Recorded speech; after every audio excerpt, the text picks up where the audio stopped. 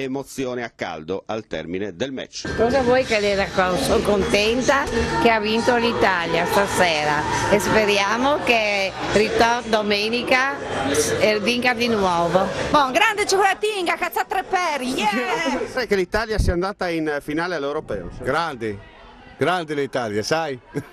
Molto grande. Sei contento? Mamma mia!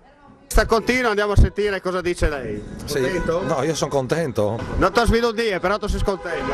Ma sì, felice. Felice, Contento anche lei? Sì, contentissimo. Bellissima emozione. Siamo entusiasti di questa nazionale. Festeggiamo con il presidente della cantina, produttore sociale di Cormons, che non è mica... Sono felicissima veramente. Contenta, no? Sì, Balotelli grande. I tedeschi sono sempre inferiori, calcisticamente si intende. Forza Italia. Non si può dire più Forza Italia. No, Forza Italia. Dai, Italia forza.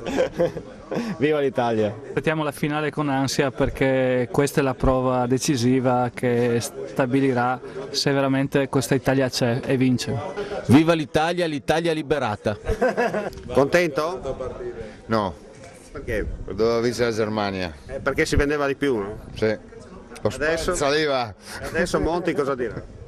Ah, non sai. Della serie Imu Sbabbari, Imus Babari, bravo. secondo lei i conti tornano? Oggi sì, domani no.